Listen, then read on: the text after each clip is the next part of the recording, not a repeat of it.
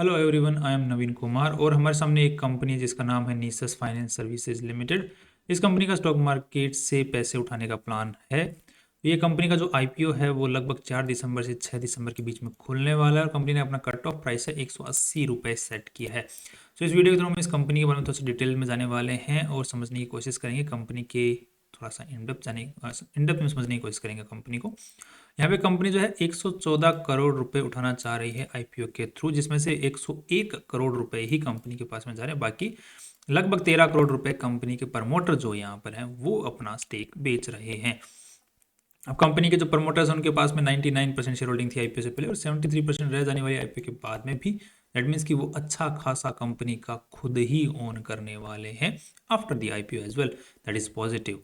अब अगर देख लेते हैं कि कंपनी करती क्या है, तो यहाँ पर हम लोग काफ़ी सारी इस टाइप की कंपनी जो एडवाइजरी का काम करती हैं, दूसरी कंपनियों को एक बीच में दलाली वाला जो ब्रोकर टाइप का एक काम होता है वो ये करती है। किस तरीके से इसको समझने की कोशिश करते हैं, मान के चलिए कि कोई जॉइंट वेंचर होने वाला किसी कंपनी का कोई दूसरी कंपनी के साथ में टाई अप होने वाला है, जिसको जॉइंट वेंचर वगैरह, या फिर जॉइंट डेवलपमेंट होने वाला है कि कोई दो कंपनी आपस में मिलके तो एक काम को करें। तो वो जो बीच में एडवाइजरी का जो काम होता है कि किस तरीके से काम हो, किस तरीके से टाई अप बने, किस तरीके से कॉन्ट्रैक्ट लिखा जाए, कौन कौन सी लीगल एडवाइजेज होती हैं, तो वो जो एडवाइजिंग वाला काम है, जो वो काम करके देने का जो काम है कागज़ों वाला, वो ये सब कुछ प्लान करते हैं। कोई कंपनी है उसको थोड़ा सा कैपिटल स्ट्रक्चरिंग करवाना है कि मुझे देखना है कि हमारा कंपनी का आज के दिन क्या वैल्यू निकल के आ रहा है, रीस्ट्रक्चरिंग करवाना है लोन वगैरह, तो उसका किस तरीके से पूरा फाइनेंसिंग फाइल बनेगी, तो वो सब काम ये कंपनी करती है। साथ में अगर किसी कंपनी को दूसरी कंपनी में इन्वेस्टमेंट करना है तो उसके लिए भी ये कंपनी एज ए ब्रोकर काम करती है कि वैल्यू निकाल के देखी, हाँ ये कंपनी ये इतनी वैल्यू के ऊपर में मिल सकती है, और वो प्रपोजल भी बना के देती है कि हाँ आप टाइप कर सकते हो, दोनों कंपनी के बिहाफ पे एक मिडलमैन का भी काम कर सकती है। तो इस टाइप के जो काम होते हैं उनको ये कंपनी देखती है। और भी बहुत सारे इस चीज़ के अंदर में फील्ड में काम होते हैं जो कि एडवाइजरी सर्विसेज के अंडर में आते हैं। इसका स्कोप बहुत बड़ा है, कोई छोटा मोटा स्कोप नहीं है, काफ़ी बड़ा स्कोप है इस चीज़ का, क्योंकि कंपनी में problems, tie ups, mergers, acquisitions, नई एसेट्स को खरीदना बेचना, राइट, तो वो सब कुछ चलता रहता है, तो उसमें सब में ये मदद करती है। उसी के साथ में कंपनी दूसरा काम भी करती है, क्योंकि कंपनी एसेट मैनेजमेंट का भी काम करती है। दैट मीन्स कि लोगों से पैसे लिए उसको फिर अलग अलग इन्वेस्ट जो एसेट्स होते हैं, एसेट क्लासेस होते हैं, चाहे वो रियल एस्टेट से रिलेटेड है, स्टॉक से रिलेटेड है, अल्टरनेट इन्वेस्टमेंट फंड्स होते हैं, उनके थ्रू कंपनी जो है अलग अलग जगह पे इन्वेस्टमेंट भी करती है, मैनेज करती है फंड को। सो इसको हम बोलते हैं एसेट मैनेजमेंट्स का भी काम करती है। इनके पास में 3 यहाँ पर फंड्स भी हैं, ये भी सॉरी ये 4 फंड्स इनके पास में हैं जिनके थ्रू ये काम कर रही है आज के दिन। अब यहाँ पर देख लेते हैं कि जो कंपनी है ये पैसे क्यों उठाना चाहिए, रीज़न क्या है। तो यहाँ पे जो बेसिक रीज़न सबसे पहला समझ में आ रहा है वो है कि कंपनी को जो जो जो गिफ्ट सिटी है अपने यहाँ पे गांधीनगर के अंदर में, गुजरात के अंदर में, वहाँ पर कुछ इस्टेब्लिशमेंट करना है, लाइसेंसिंग वगैरह करना है, अपना ऑफिस सेटअप करना है, उसके लिए पैसों की ज़रूरत है। साथ में दुबई के अंदर में भी और मॉरिशियस के अंदर में भी, वहाँ पर भी फंड मैनेजमेंट की जो सर्विसेज हैं उसके लिए सेटअप जो है वो इस्टेब्लिश करना है। तो कंपनी को मोस्टली अगर देखा जाए तो ऑफिस खोलने के लिए पैसे की ज़रूरत है, पहली चीज़। दूसरी, कंपनी को जो जो जो प्लेटफॉर्म होते हैं जो कंपनी सर्विसेज प्रोवाइड करती है उसके लिए भी, उसको डिस्ट्रीब्यूट करने के लिए, थर्ड पार्टी तक पहुंचाने के लिए, एक पूरा चेन स्ट्रक्चर बनाने के लिए भी पैसों की ज़रूरत है। और साथ में अगर कंपनी खुद अगर इस टाइप की डीलिंग में काम करती है तो खुद भी पैसा लगाती है अपनी तरफ से भी, ताकि कंपनी का भी एक उस गेम के अंदर में, उस ट्रांजेक्शन में एक अपनी स्किन रह पाए, तो उसके लिए कंपनी को पैसों की ज़रूरत है। साथ में अगर देखें तो कंपनी की ऑलरेडी एक कंपनी है निसेस फिनको प्राइवेट लिमिटेड, जो कि आरबीआई रजिस्टर्ड एनबीएफसी है। उसके लिए कंपनी को कैपिटल बेस की भी ज़रूरत है। एनबीएफसी को यूजुअली कैपिटल बेस की ज़रूरत होती है कि वो जो आरबीआई द्वारा जो सेट रेगुलेशंस हैं उनको मीट कर पाए, उतना फंड इनके पास में बना रहे, कंटिन्यूटी कंपनी की बनी रहने के लिए। आरबीआई के काफ़ी रेगुलेशंस होते हैं जिनके लिए इनको कैपिटल बेस बना के रखने की ज़रूरत पड़ती है, तो उनको ये मीट करती रहे। तो ये कुछ इन्होंने रीजंस बताए हैं जो कि काफ़ी अच्छे रीजंस नज़र आ रहे हैं, फ्यूचर के अंदर में कंपनी को प्रॉफिटेबिलिटी की तरफ में और ज़्यादा लेके जा सकते हैं। अब कंपनी के जो मेन प्रमोटर जो अमित अनिल गोयनका, वो यहाँ पर अपने कुछ शेयर्स बेचना चाह रहे हैं, लगभग 7,800 शेयर्स, और 2 रुपए की वैल्यू के ऊपर में इन्होंने खरीद रखे हैं वो शेयर्स। नाउ यहाँ पर देख लेते हैं कि कंपनी के जो क्या बोलते हैं वो आरएसपी को और अंदर से समझने की कोशिश कर लेते हैं। उससे पहले कंपनी ने अपनी वैल्यू कितनी लगाई है टोटल, उसकी बात कर लेते हैं। तो यहाँ पे 429 करोड़ रुपए की वैल्यू कंपनी लगाई, लगभग 430 करोड़ रुपए की। और 430 करोड़ रुपए की वैल्यू लगा के 114 करोड़ रुपए उठाना चाह रही है। तो कंपनी अपनी अच्छी खासी वैल्यू लगा करके एसएमई सेगमेंट के थ्रू आईपीओ लेके आ रही है। दैट्स अगेन कि एसएमई सेगमेंट में क्या है कि आईपीओज अच्छे से ओवर सब्सक्राइब हो जाते हैं, तो कंपनी को ज़्यादा दिक्कत होती नहीं है फंड रेज करने में, क्योंकि आजकल सेबी भी इस चीज़ पे ध्यान दे रहा है कि इस चीज़ का गलत इस्तेमाल किया जा रहा है। अब ये कंपनी भी कर रही है इसका गलत इस्तेमाल या नहीं, वो तो अलग बात है। बट सेबी ने अभी सर्कुलर भी जारी किया है, एक डिस्कशन पेपर भी जारी किया इस चीज़ के ऊपर। अभी उसके बारे में अभी जो डिसीजंस बनने हैं सेबी के द्वारा, जो रेगुलेशंस आने हैं, वो टाइम लेगा, अभी वक्त लेता है। ये सब चीज़ें अभी डिस्कशन पेपर जारी हुआ है। अब कंपनी की अगर शुरुआत की अगर बात करें, 2013-14 में कंपनी की शुरुआत हो गई थी। 2014-15 के अंदर में कंपनी ने एक पार्टनरशिप एलएलपी जो है महाराष्ट्र के अंदर में नाइसिस फाइनेंस इन्वेस्टमेंट मैनेजर एलएलपी जो है इस्टेब्लिश की थी, जिसके थ्रू कंपनी ने फिर काम करना शुरू किया। उसके बाद में कंपनी ने काफ़ी अपने माइलस्टोन्स अचीव किए हैं। मोस्टली जो माइलस्टोन्स हैं वो अचीव यहाँ पर हुए हैं। 2022-23 के अंदर में कंपनी का मेनली काम शुरू हुआ है। उसके बाद में 2024-25 के अंदर में कंपनी ने अपने आप को पब्लिक लिमिटेड में कन्वर्ट करके अब आईपीओ से पैसा उठा रही है। अब नेक्स्ट देख लेते हैं कंपनी के जो मेन है, जो करता धरता है कंपनी के, उनका नाम है अनिल ब्रिजमोहन गोयनका।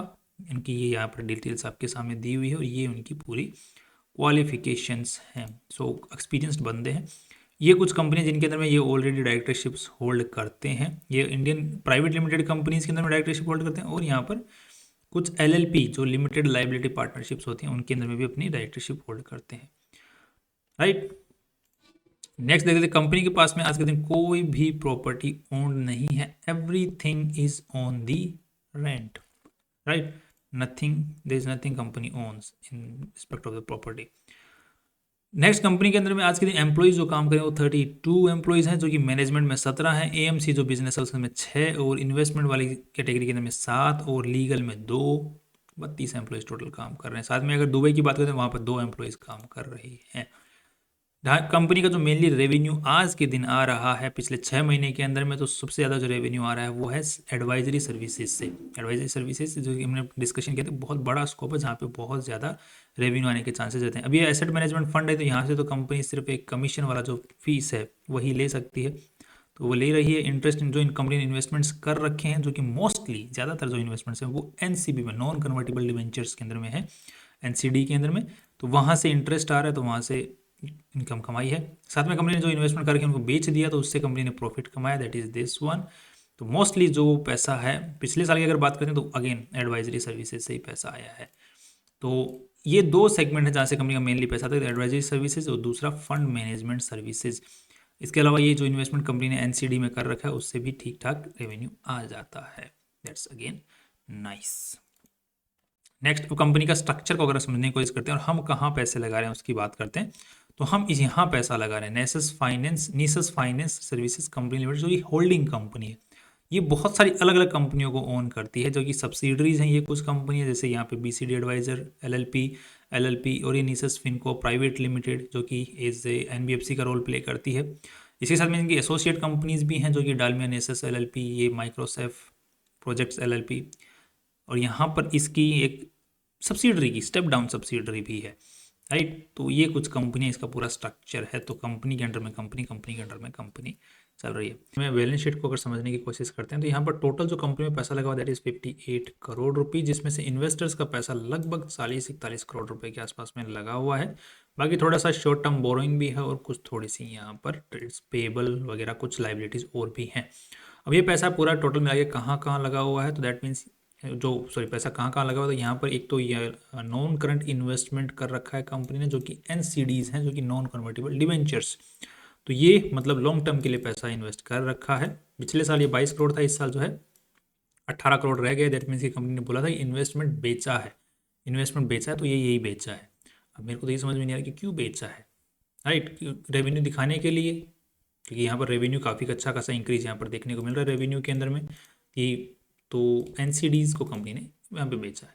दूसरा, अब एनसीडीज ने बेच तो दिया, बट यहाँ पर पेमेंट जो है अभी तक पेंडिंग है। 18 करोड़ रुपए का ट्रेड रिसीवेबल बचा हुआ। पिछले साल 10 करोड़ रुपए था, सॉरी 3 महीने पहले जो है 10 करोड़ था, और अभी जो है 17 करोड़ रह गया है, सॉरी 18 करोड़ रह गया है कंपनी का, जो कि मिलना है बाकी भी।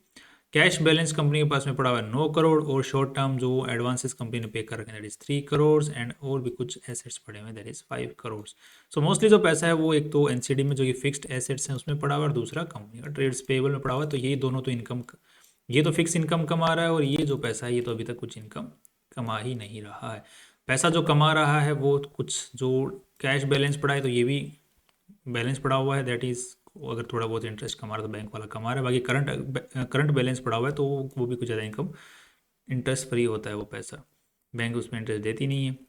शॉर्ट टर्म एडवांस वगैरह दे रखा है तो ये कुछ पैसा कमा रहा है, तो कुछ खास नहीं कमा रहा है। सो बेसिकली कंपनी का जो यहाँ पर आज के दिन जो पैसा कंपनी के अंदर पड़ा हुआ है वो कुछ खास इनकम नहीं कर रहा है, बट जो कंपनी जो इन्वेस्टमेंट करती है अलग अलग जगहों के थ्रू, वहाँ से ज़रूर कंपनी का जो है, जो कि एडवाइजरी सर्विसेज वाला है, और दूसरा एसेट मैनेजमेंट वाला जो पैसा है फीस से कमीशन से कमाने वाला, वहाँ से अच्छा खासा कमीशन पैसा जो है कंपनी बना पा रही है।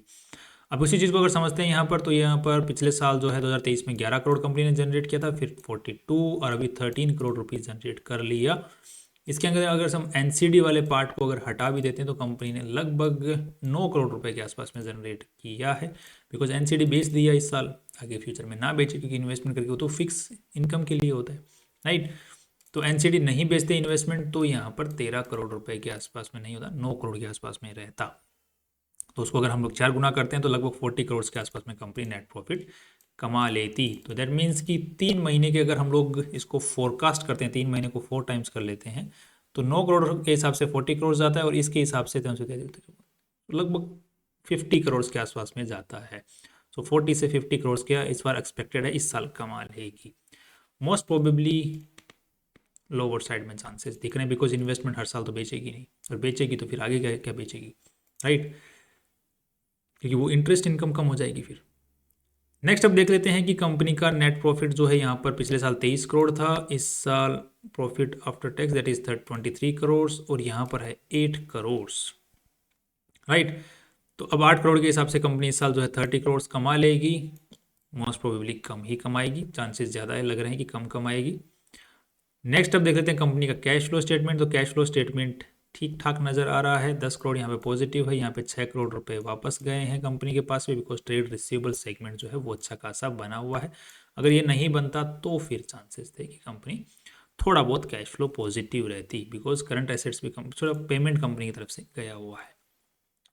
That's all, right. अब हम लोग एक बार थोड़ा सा समझ लेते हैं कंपनी के जो ये जो पैसा है इसको, ये कन्वर्टेबल डिवेंचर्स में पड़ा हुआ है, देखो ये वाली चीज़ मैं आपको बताया था, मोस्टली पैसा जहाँ से इंटरेस्ट आता है।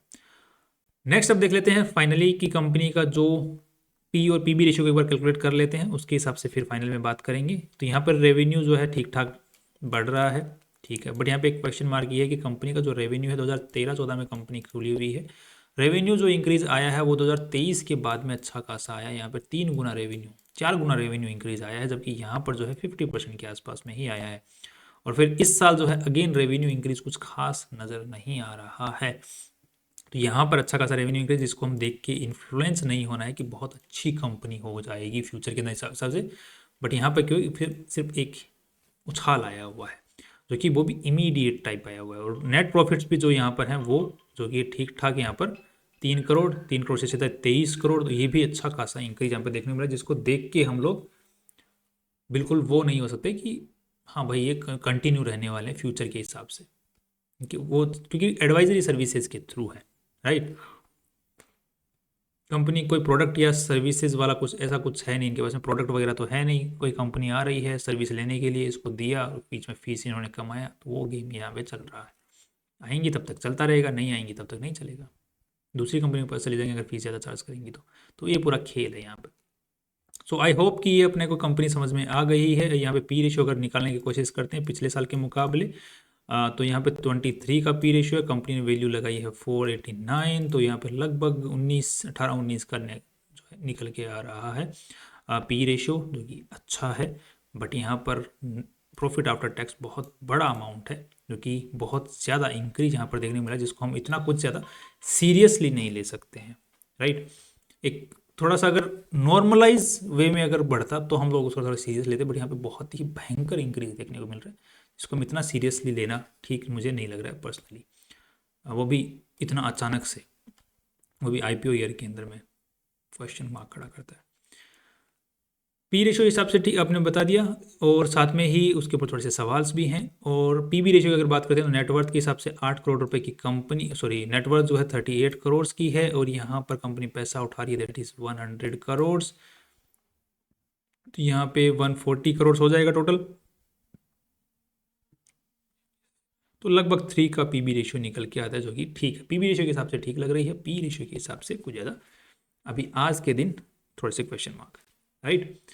सो मेरा जो व्यू बन रहा है कंपनी को लेकर के, वो मुझे ऐसा पर्सनली फील हो रहा है कि इसको थोड़ा सा मैनिपुलेटिव हो सकती है आफ्टर दी आईपीओ। अगर आपको मिलता है जीएमपी को, अगर आपको चेक करना है जीएमपी अगर मोर देन 50% दिखता है तो हम इसको लेके चल सकते हैं अपने रिस्क के ऊपर में, ऑफ कोर्स, बट एग्जिट मार दें लिस्टिंग के बाद में तो ज़्यादा बेटर ऑप्शन रहेगा। 50% ज़्यादा ये लिस्टिंग ये मिलना चाहिए एटलीस्ट, राइट। तो पकड़ के बैठने वाला स्टॉक अभी फिलहाल के लिए नहीं लग रहा है फ्यूचर के लिए, राइट। बाकी फ्यूचर में फिर से इसके ऊपर रिसर्च करेंगे तब बात करेंगे। ये जो कुछ हमने क्वेश्चन मार्क लगाए ये जब फुलफिल होते हुए दिखेंगे, क्वेश्चन मार्क्स ठीक होते दिखेंगे। That's all from my side. बाकी आप कोई भी डिसीजन अपने फाइनेंशियल एडवाइजर से पूछें और रिसर्च करें और फिर ही लें। That's all, see you tomorrow.